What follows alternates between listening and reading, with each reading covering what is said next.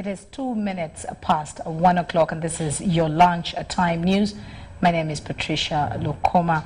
Thank you so much for joining us as we dig straight into the bulletin. As President Yoweri Museveni officially opened the annual 27th Uganda International Trade Fair at Uma Lugogo, the highlights of this year's exhibition came with awarding the best exhibitors in different sectors.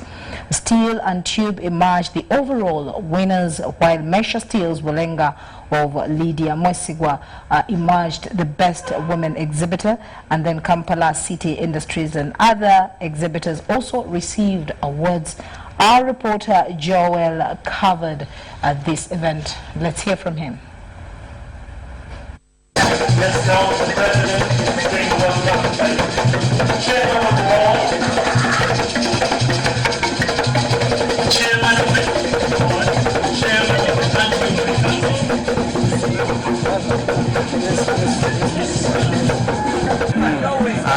Yes, we are proud of that. We got this award for the best fast moving consumer goods award from the woman.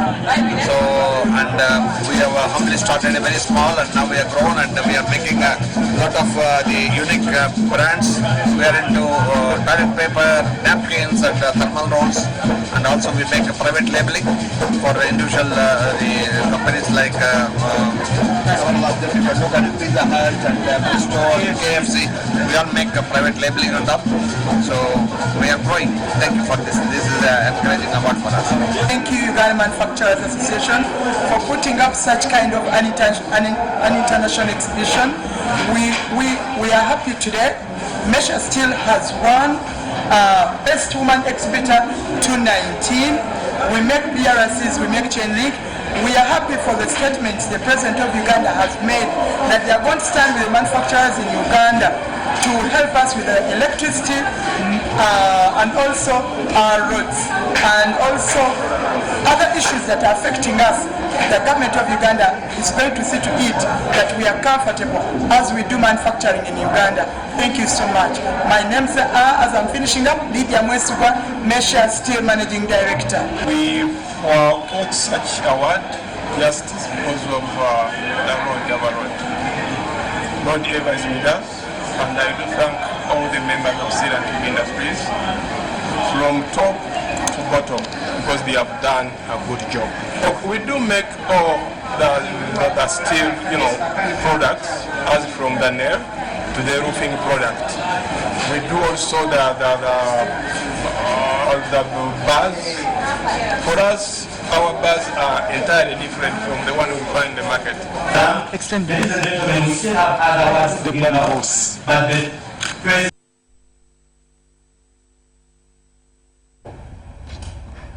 Now, the Ministry of ICT and Career Guidance, together with the Ministry of Northern Uganda, has organized a Patriotism Youth Forum at Paida Teachers College for the youth in Zombo District.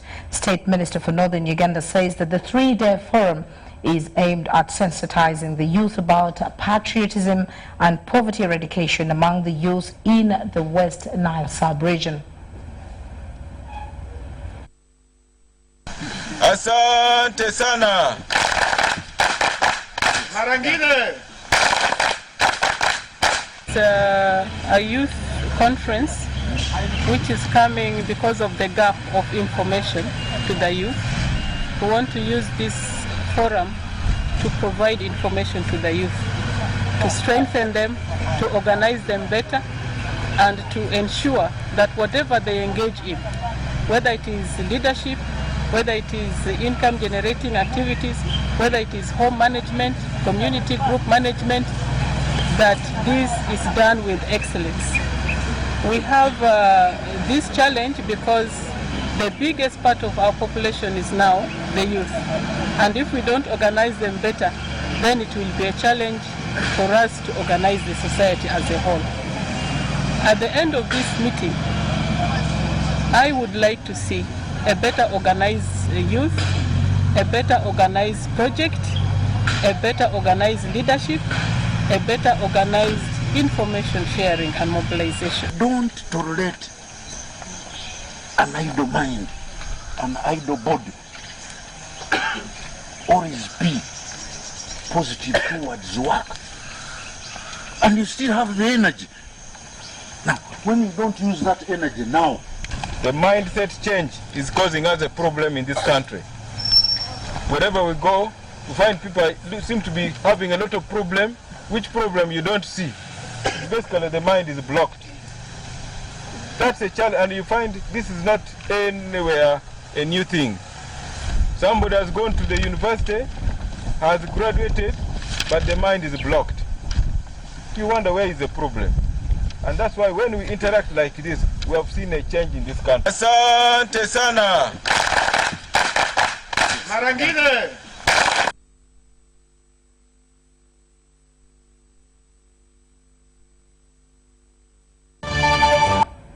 It's time for us to take a short break, but when we do return, Lunchtime News continues. Stay with us.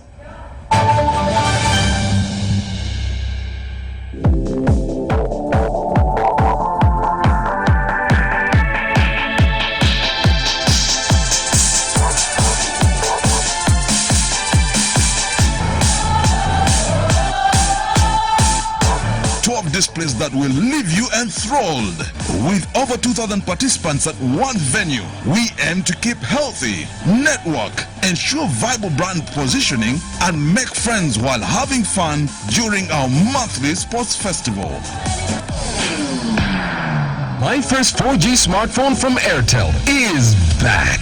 It's bigger, better, and comes with 5 GB free data per month for 3 months. At only 200,000 Uganda shillings, enjoy fantastic features on the phone, like the face unlock feature, long battery life. Live your life in 4G with my first 4G smartphone at only 200,000 Uganda shillings and get free 5 GB data every month for 3 months. Visit the nearest Airtel shop, dial *175*9# to enjoy free data. Airtel, the smartphone network.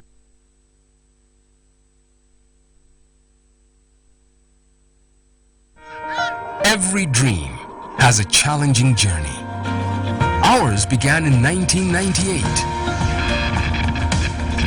with a mission to drive the development of a robust communications sector in Uganda. We created structures to champion the dream.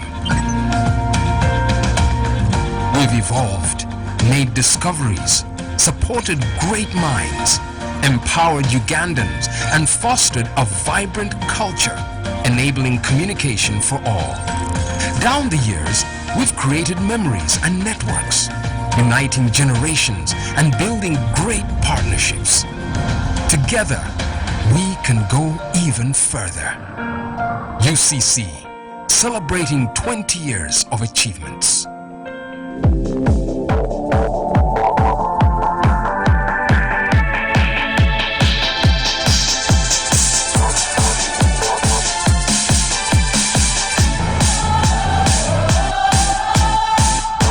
12 displays that will leave you enthralled.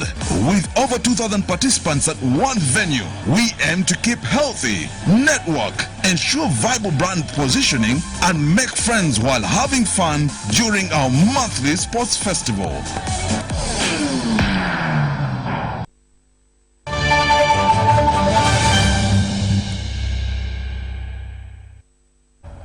Welcome back. Now, as Lunchtime News continues, Uganda Broadcasting Corporation staff and management have been advised to revise their strategy of broadcasting from what people want to know to what the public ought to know to be successful in the broadcasting industry. While speaking to UBC management and staff, the chairman of the newly instituted board of directors, UBC's James Tumsima, said that staff requires training to cope with changing systems and technologies in order to resist the competition.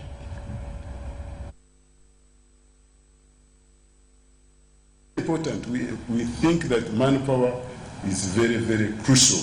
That is why we are going to emphasize training. First of all, emphasize the terms. Make sure that the terms we spell out that you are supposed to serve under are implemented to the letter as much as possible. If we bring you here to serve under these terms, this is your leave, this is your overtime, this is your allowance, should be fulfilled, should be provided for as stipulated. Secondly, of course, we need you to be trained continuously. You are in an area where the rate of obsolescence in the equipment we use, method of delivery of signals keeps changing very, very, very drastically. So if we don't cope with that rate of change and you remain obsolete, we shall not cope with the very, very powerful competitors. To improve on our content development and delivery yesterday, so that because that's our main product, content, both on TV and radio. I'm sure we have enough creative minds here. The organization I go to, I want to very much the manpower. You can have the IT, you can have the hardware, you can have all what it takes. But when the human resource is so demoralized, when they are so detached to the mission and the goal of the organization, then the race you are running will not get you anywhere. So I want to say that for me on board, my emphasis is human resource. Someone who worked with UBC who clocked 60 years, they will be able to pick their money from NSSF. The principal plus the interest. Looking across here, there are few of us who are almost getting to that age where we can claim this money. This money is, just take it as money that is being invested for you. If UBC will not pay it, the government of Uganda will pay it. And I think, Chairman, I can say that with your permission. This is an obligation of government. And that money will be paid. Some of the mechanisms that we shall be looking at is how do we turn our assets into some financing vehicle.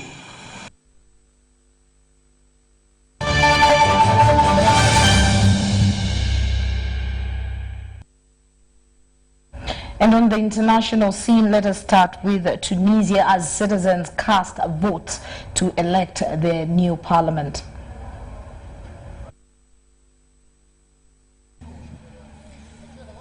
$13,450 polling stations opened at 8 a.m. There are thousands of registered voters at this center in the suburbs of the capital city Tunis, where the turnout reached over 45% in the last presidential election. The voting process is smooth and transparent. We have not recorded any irregularities. The civil society is monitoring the whole process. At least 3 million registered voters boycotted the first round of the presidential election.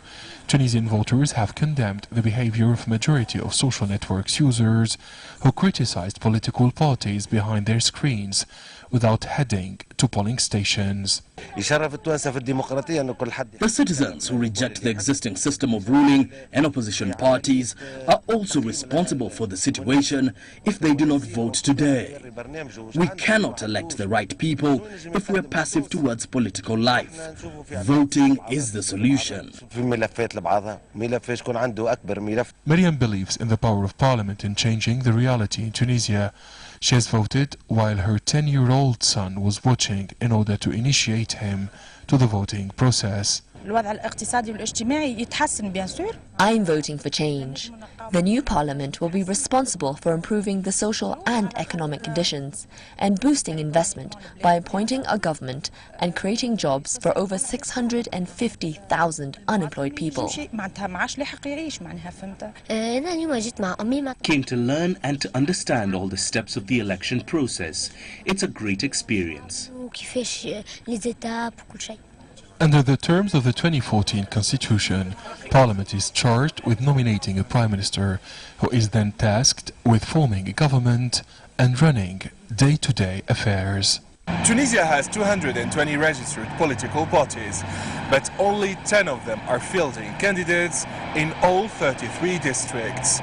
The election authority has provided all logistical and human means to ensure the integrity of elections. Inside this bakery known as Fifi's Oven. And of course, that is the election process there in Tunisia, and they're trying to elect their new parliament. Now, crossing over to Nigeria, solar energy gradually replaces costly diesel generators. And of course, we do have our CGTN partners to give us more on that. If it's over in Lagos, the workers are hard at work. Every machine being used here needs electricity to function. Without it, the bakery would be out of business. But guess what is powering the operation here? It is this small generator. It's annoyingly noisy and disturbs everyone. But they've got no choice. And we have a smaller generator. And we also Rashid works for an internet service provider. He oversees operations at one of his company's base stations, which requires 2 generators and a battery inverter to run. For most of the time, do you run on these generators and inverter, or you run on public power supply? For how many hours would you say you run on electricity a day? Actually, if I may give you an example, for the past 2 months, we hardly run on national provided electricity at all, because of the erratic nature of the power supply. So we run 24/7 on our generators and the power inverter backup. And that's serious. It must be costing you money to do that. Yeah, 24 hours is like 50 liters of diesel per day. And if you factor that into how much we're spending on diesel alone, not to talk about and that's for the diesel generator, not to talk about the petrol generator. Yes, and for the diesel, that's about almost 11,000 naira every day. It's estimated that about 60 million Nigerians own generators, including 26% households and 86% businesses. And with just between 3,500 to 5,000 megawatts of power available daily from the national grid, it's practically impossible to run a business in this country, no matter how small, without a generator. Solar inverter systems, which are cleaner and non-polluting, are beginning to make an inroad in Nigeria. Solar panels are popping up on rooftops across the country, but the high cost is inhibiting its wide usage. But when you look at the cost over a period of time, say a year or two, you'd find out that what you would have spent on maintaining your generator in terms of fuel, maintenance costs, changing oil and all that, you would have spent it once on inverter, and then over time you don't spend anything else. Some solar system merchants are offering flexible payment options to make it easier for people to acquire solar technology for their power needs. And because of that, the numbers are gradually going up. Between buying generators and fueling them, Nigerians are spending $20 billion a year. To put it into perspective, that's 5% of our entire GDP. What would happen if we could eliminate that cost? And that's why what you're going to see begin to happen over the next year, next 2 years, is the pace at which solar systems are going up is going to become overwhelming. And of course, more installations begets more installations. Solar system appears to hold the answer to Nigeria's perennial electricity challenge. So it might indeed just be a matter of time before solar system takes over from these noisy and polluting generators.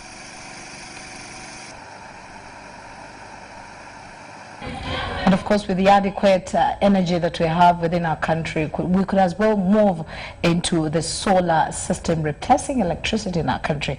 Now, moving on to Ivory Coast, it looks like startup initiatives are giving new lease, or we could call it new lease of life, to Electronic West, as we hear more again from our CGTN partner.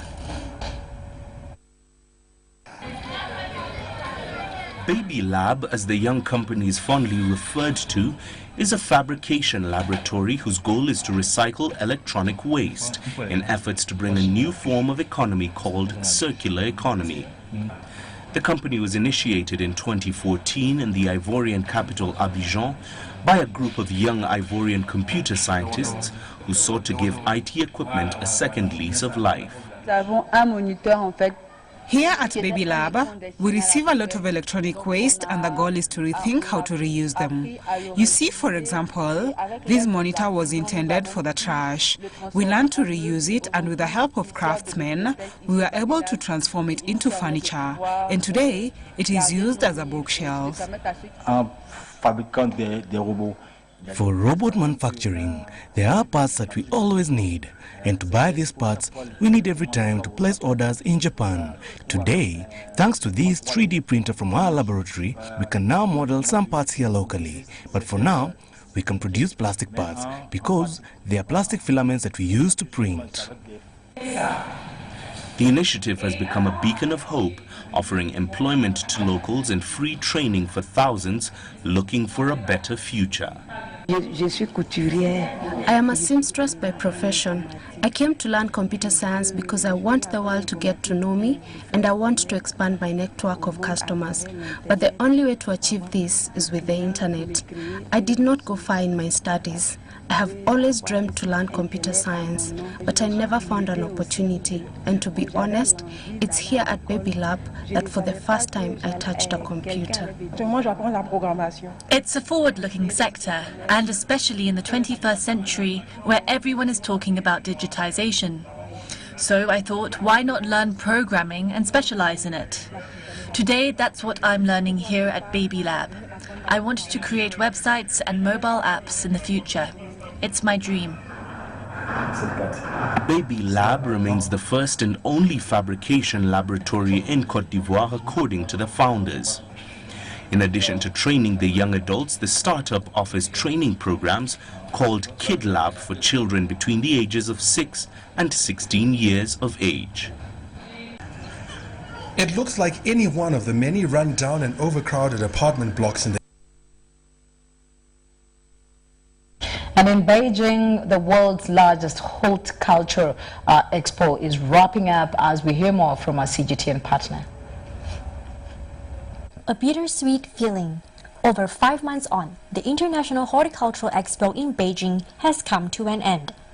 Since it opened, millions have made their visit to the vast park, a time for reconnecting with plants and nature, education and reflection. I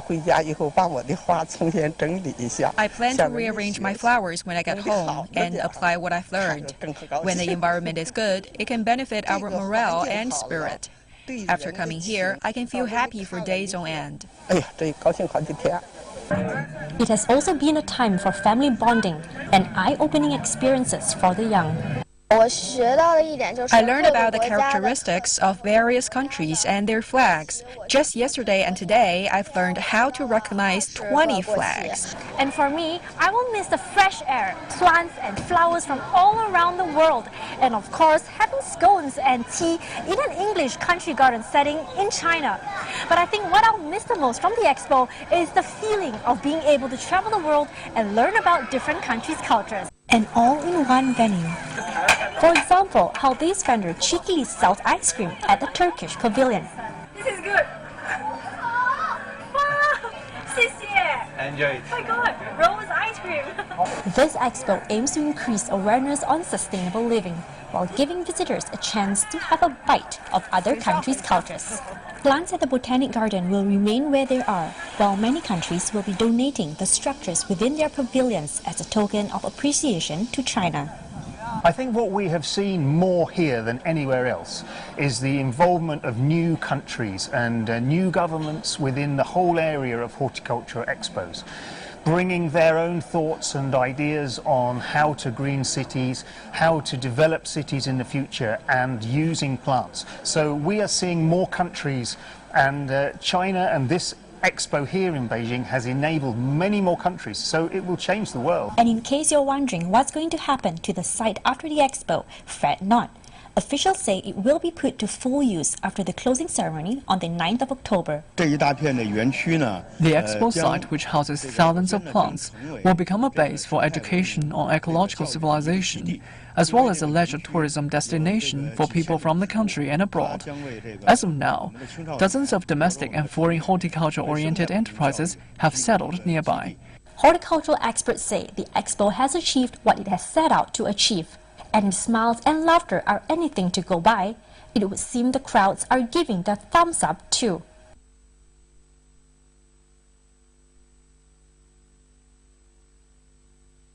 That's all we had time for. Thank you so much for allowing us to join you for lunch. My name is Patricia Lokoma.